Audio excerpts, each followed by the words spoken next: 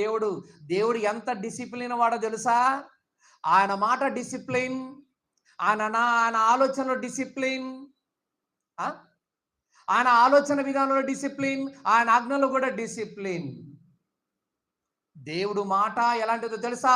ఇదిగో ఇది చెయ్యాలంటే ఇది చెయ్యాలి, ఈ టైంలో ఇది చెయ్యాలంటే ఈ టైంలో ఇదే చెయ్యాలి.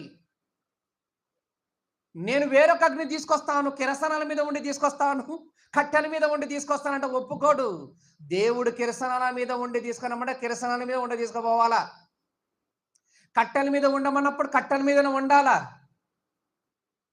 గ్యాస్ మీద ఉండమన్నప్పుడు గ్యాస్ మీద వండాలా. దేవుడు ఏం చెప్పాడు అది నువ్వు చెయ్యాలా. దేవుడు ఏమి చెప్పలేదు నీవు చెయ్యొద్దు. దేవుడు ఏ వంశానికి ఏది ఇచ్చాడో ఆ వంశం వారు అదే చెయ్యాలి. ఎవరు పడితే వాడు వేరే పనులు చెయ్యదు. నాకు వాక్యం చెప్పే పని ఉంది, వాక్యం చెప్పాలి. పాటలు పాడే పని నీకు పాటలు పాడాలి. వాక్యం చదివే పని